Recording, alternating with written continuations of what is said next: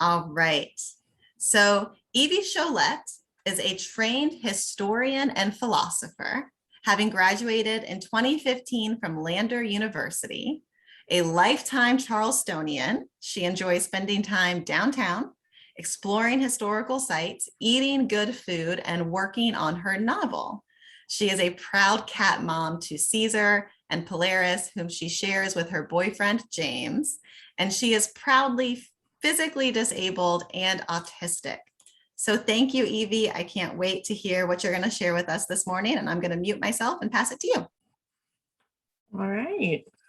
Good morning, everybody. So I'm just going to share screen and get this PowerPoint up and running. I apologize. I look kind of rough today. We moved house yesterday. So I cannot find my makeup yet. Oh, that is not the button I wanted. Present. There we are. So today we are talking about George Harrison and his journey into becoming a Hindu and his spiritual beliefs. Let's see, just put my clock next to me just to make sure. Perfect. So I originally presented this December 2014. Just a disclaimer, I am terrible at pronunciation.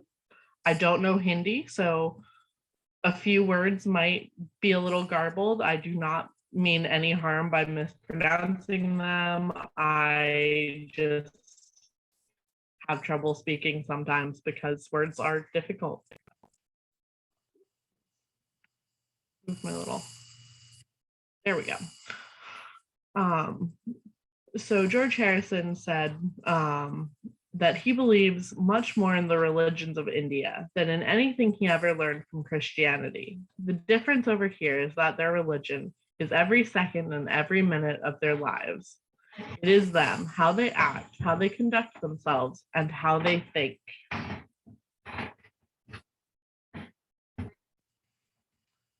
So Harrison's early life, he was the youngest of 4 children, working class Catholic family, standard stuff for Liverpool, born in 1943 on February 25th. He attended the same private school as John Lennon, though they didn't know each other. He was 3 years younger. He did go to school, what we would call high school, with Paul McCartney at the Liverpool Institute. They became friends, they were really close, and John Lennon did not have the academics to get into that school, so he went to a local public school nearby. They introduced each other to Harrison and Lennon and formed the Quarrymen in 1958 when Harrison was 14. Lennon originally did not want him to be part of the band because the other boys were 17 and he thought that Harrison was just a baby. And Harrison was such a good guitarist that John Lennon was like, oh my God, we have to have him. So that was pretty cool. In the early days of the band, Harrison provided a third of the songs they performed. But once they got a record deal, he was kind of pushed out by the Lennon-McCartney machine of songwriting. This was him with one of his first guitars. And then McCartney on the left, Harrison on the right, and their friend Ivan Vaughn in the middle. This would probably be around a year before they formed the Quarrymen, probably 57. And then this was one of their first shows in someone's living room with Lennon in the back, and Harrison's obviously the little one because he's so much younger. And then they actually did their first few shows as the Beatles in Hamburg, Germany. The tour was canceled when they the people putting on the tour found out that Harrison was only 17 and thus illegal for him to be in the bars they were performing at. So his journey really starts with the discovery of the sitar on the set of the movie Help. The release of the album Help and Rubber Soul, both in 1965, really set a precedent of Harrison having 2 or 3 songs per album. And this was really important because with the introduction of his writing came the first recorded use of a sitar in Western pop music. The sitar is a classical Indian string instrument, part of the lute family. It's been around since probably the 1500s, but the version we know today was invented in the mid 1800s. An extra on the movie set for Help had one lying around and taught Harrison how to play it just rudimentarily.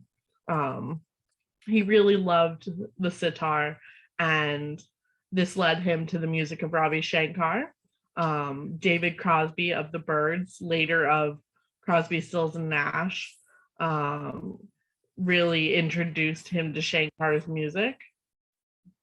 The two met in '66 when Shankar agreed to teach him to play the sitar more proficiently. This is a traditional sitar. You might be familiar with having seen one in Moulin Rouge. So in '66, Harrison and his wife, Pattie Boyd, famous for being the person behind the song Layla by Eric Clapton, and a number of other songs about various musicians she was with. They traveled to India to take those sitar lessons with Ravi Shankar and study yoga. This was a hugely influential trip for his faith, as during this time he was questioning his Catholic upbringing. Harrison really liked Jesus Christ. He thought that dying on the cross was a really cool thing and super nice of him, but it didn't answer a lot of the questions about the meaning of life. And it really led him to wonder why, even though he had everything he'd ever dreamed of as a poor kid in Liverpool, money, cars, women, fame, why did he still feel unsatisfied? And the introduction to Hinduism really sparked an awakening for him. He found a kind of peace and understanding in life that he'd never felt before. These are some selfies that he took in India. They are famous for his use of the fisheye lens, which was really popular at that time. My dad had a few pictures like that. So Shankar was born Ravindra Shankar Chowdhury in April of 1920. He was a well-known classical Indian musician. He was really established by the 1960s. He really wanted to spread the music he made to a wider audience and believed that music was the channel to one's eternal soul. Thus, if people heard this music, they would be more enlightened. Their relationship really started as student-teacher, but they quickly built a friendship, and it was based on mutual respect, music, spirituality, and the pair just really got along very well. In 1971, they collaborated on the concert for Bangladesh, which was to support refugees after the genocide as a result of the Bangladesh Liberation War. This collaboration was the first time that music of the East and music of the West were combined, and the recorded album from the concert won a Grammy. This was Ravi probably around the 50s. And then the first picture on the left is him teaching George the sitar in 66. And then the other pictures are from around the time of the concert for Bangladesh. So a surprising fact is that Ravi Shankar is actually Norah Jones' father. She's famous for her song Come Away With Me. She's had quite a few albums. She's just a major Western musician. Meanwhile, her sister Anushka does classical Indian music like their father.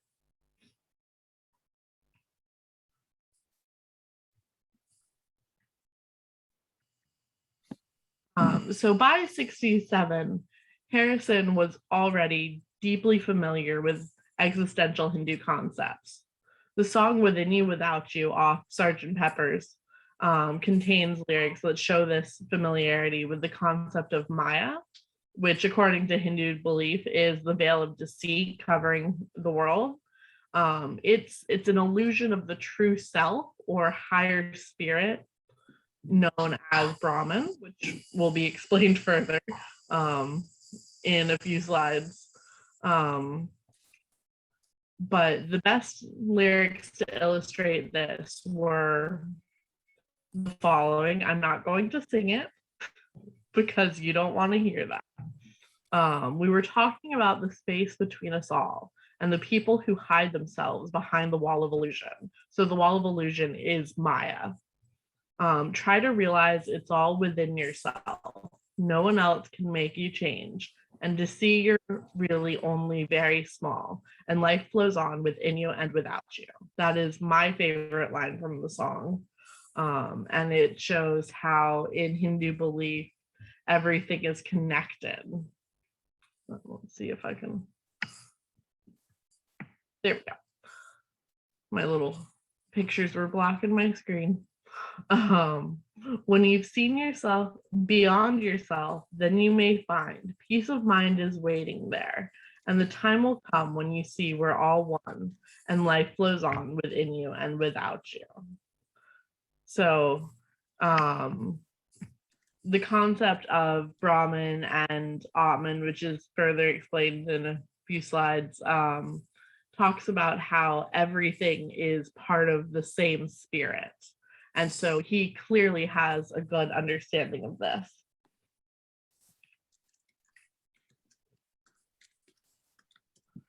So this is his original lyric draft.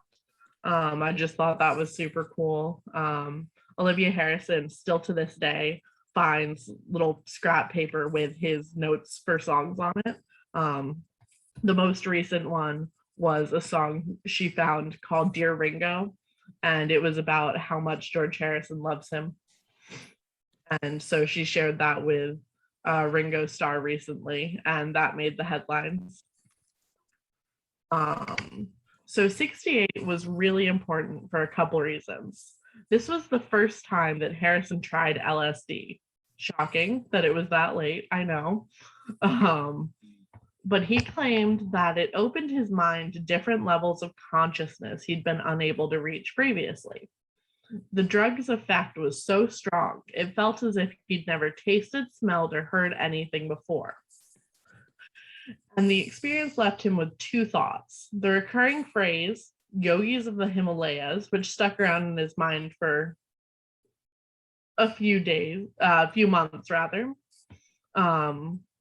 And the idea that maybe the drug hadn't opened his mind, but had taken him to a place he could reach by other means. And he actually gave up doing LSD with his bandmates at this point. In his own words, the chemicals did not provide the path to enlightenment. This conclusion was based on the fact that the rest of the band did not have a revelatory faith-based experience. So they were just high as kites. And then in February of 68, The band went to India, Rishikesh, for a transcendental meditation retreat with Mia Farrow, Donovan, Mike Love. I believe some of the Rolling Stones were there as well. And even though the group fell out with the person who held the retreat, the Maharishi Mahesh Yogi, this was a really important time for Harrison. The group had previously attended a retreat in Wales held by the Maharishi with Donovan and Mick Jagger and Marianne Faithfull. And it was at this time that the group publicly gave up drugs in favor of prayer and meditation. How long that lasted is anyone's guess. But Lennon and McCartney actually used the retreat in India to write songs, which would eventually become the White Album. And that really angered Harrison, as his retreat was purely spiritual. His major takeaway from the retreat was the phrase Tatam Asi. I probably butchered that pronunciation, my apologies. And that translates to thou art that, which demonstrates the singularity of the world as understood by the concept of Atman and Brahman. And I'll try to explain it simply. It's a bit esoteric. Brahman is God, from whom all others are created and resides in all things. So it's a pantheistic idea, and all minor gods are a version of the one god, Brahman. And then Atman is the part of Brahman that lives inside of humanity. You could kind of compare it to the Western idea of a soul, except a soul is an individual concept and Atman is all are connected through it. So the goal of Hindus is to realize the concept of Atman and how it relates to Brahman in a spiritual sense, which brings them the term at oneness with God. That's the best way we've been able to translate that. So this idea allowed Harrison to understand what he thought his life meant and the significance of it.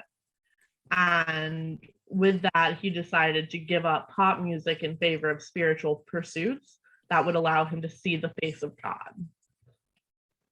And he explained on the David Frost show, Transcendental Meditation, each person's individual life pulsates in a certain rhythm. So they give you a word or a sound known as a mantra, which pulsates with that rhythm. The whole idea is to transcend to the subtlest level of thought. So you replace the thought with the mantra, and the mantra becomes more and more subtle until finally you've lost even the mantra. Then you find yourself at that pure level of consciousness.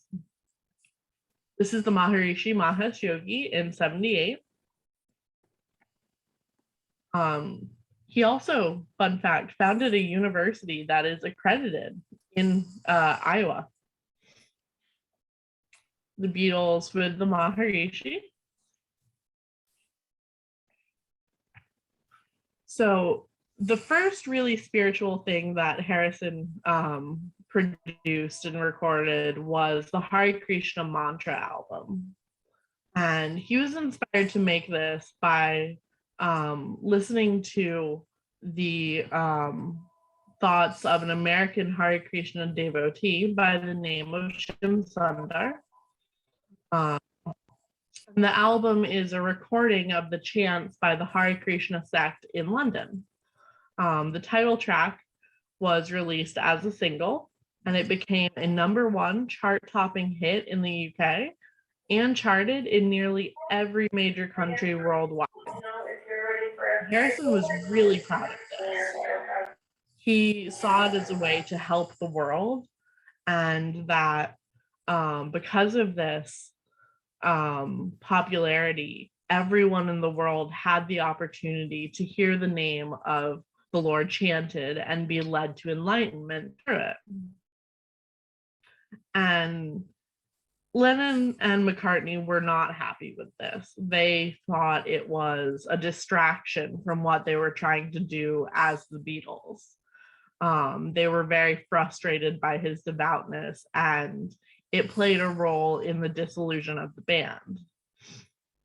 And the rest of the band really saw the dissolution as an end, but Harrison saw it as a beginning.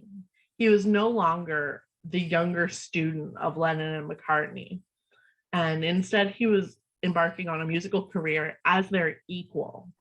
And this was hugely important for him just emotionally. So it was the Radha Krishna temple that was recorded for the album. And then Harrison's first solo album is the clearest declaration of his faith.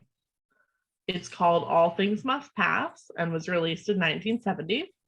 And it has a deeply Indian influence in musicality and lyricism. The most famous track on the album is My Sweet Lord. And if you've heard it, you know that it features both Christian and Hindu praise words to express a universal declaration of faith. The lyrics use words such as Hare Hare, Krishna Krishna, and Hallelujah. And in the Hare Krishna sect of Hinduism, they see Jesus Christ as an avatar of Krishna. So to them, all of those words are applicable. And Harrison had transitioned into a Hare Krishna. John Lennon was really frustrated with the song. He didn't like its popularity. He was just a bit salty overall. And he said in an interview famously, "Every time I turn on the radio, it's oh my Lord. I'm beginning to think there must be a God," which Lennon was a lifetime atheist. So he was being a little sardonic there. However, the album had its controversy, probably due to the success of My Sweet Lord. Harrison was subject to a lawsuit claiming he had plagiarized it from the Chiffon song He's So Fine. The case went to court in 78, and the royalties weren't settled until 98. During which time he battled back and forth with his former producer. It was a real mess. This is the album cover. Really good album, one of my favorites. So Martin Scorsese, the famous director, is a huge fan of the album, and he said, "There was a powerful sense of the ritualistic on this album in the sound he found with producer Phil Spector. I remember feeling that it had the grandeur of liturgical music, of the bells used in Tibetan Buddhist ceremonies. The wonder I felt the first time I heard that music has never left me." And as someone who grew up listening to this, that statement makes so much sense because it really does feel that way. So there are a few tracks on his early albums that are particularly important to his belief, and those are from All Things Must Pass from 1970, Living in the Material World 1973, Dark Horse in 74, and Extra Texture Read All About It in 75. If you'd like to screenshot this or email me later for a copy of the songs, that is perfectly fine. They're really good. I'm just going to touch on a few of them. Give Me Love, Give Me Peace on Earth expresses his desire for everyone to know the love of God and for that to bring peace to earth. And then It Is He, Jai Shri Krishna, is really huge. And that song talks about how Krishna is the one true avatar of God, and that is who we should be directing our praise to. My Love and World of Stone both talk about that veil of deceit and the illusion of Maya. And those are really important just to understand a larger idea of his spirituality. So, in conclusion, it was difficult for Harrison to balance his deep spirituality with a popular music career. And he was driven to leave behind the world in favor of searching for a deeper understanding of God. He described himself as a person who had reached the top of the material wall, meeting along the way everyone worth meeting and doing everyone worth not doing everyone, doing everything worth doing, only to discover how much more there was on the other side. And the other side of that wall was, he felt, Hinduism and its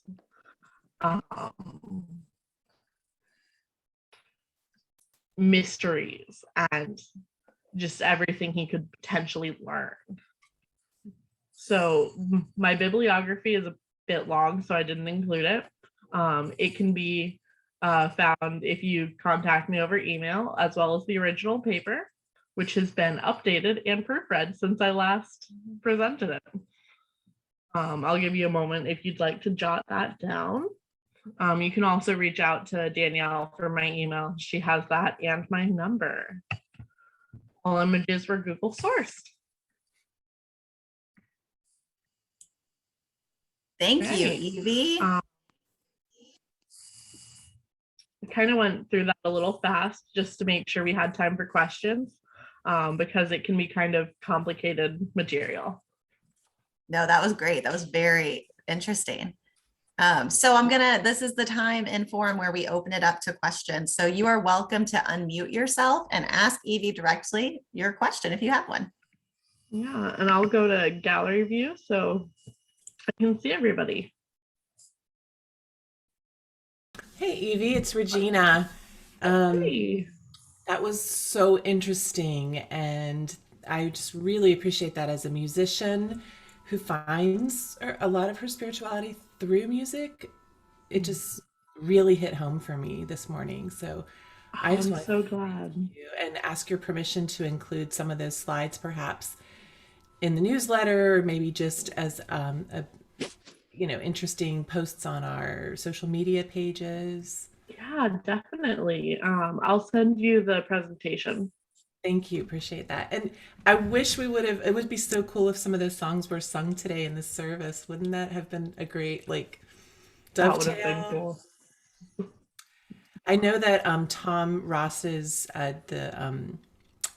the band, I want to say Jump Little Children, Late Model Children. I know they do several Beatles songs, and I know they do Give Me Love.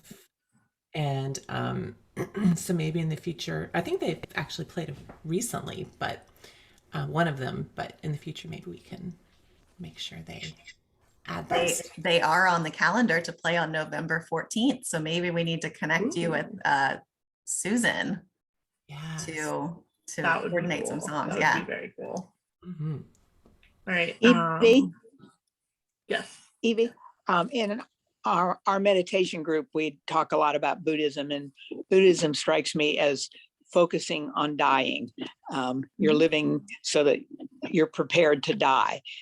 And I was in a mountain retreat. Paula and Nina had gone to it too. And we had a Hindu woman in the group. And I was so attracted to the comments she made about Hinduism and their beliefs, because they seem much more positive and interactive with the fact that it's okay to be living your life and that being your focus. That seemed like it was very different. And that would make sense for someone who could write music as joyous as he did.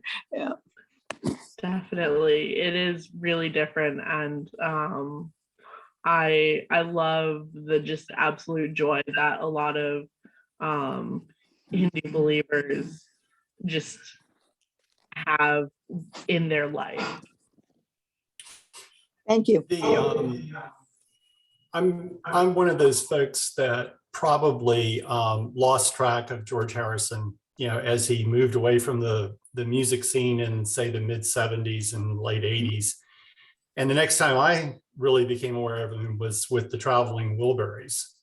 Have you looked at any of because it strikes me that a number of the things that I like about the songs of the Wilburys, given the group of people that were together, was they really hit on some spiritual themes and some kind of cross religious applications, both in the sound and texture of the music, but also in the lyrics as well.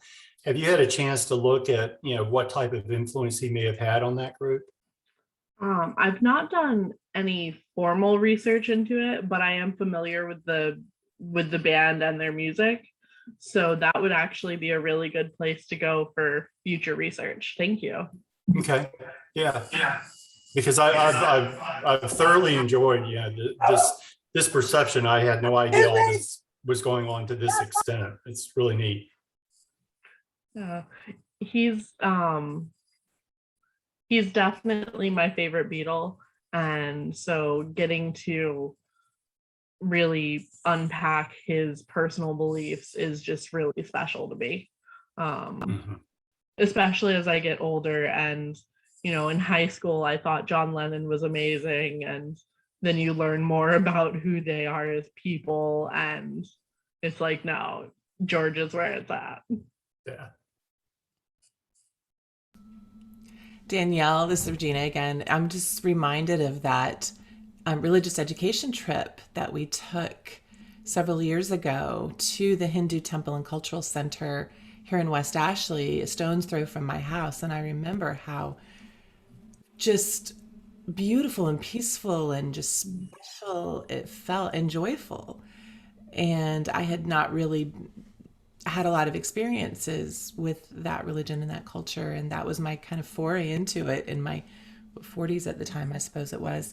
And yeah, it was just, this kind of creates a different mindset of how I think it always fascinated me ever since that visit.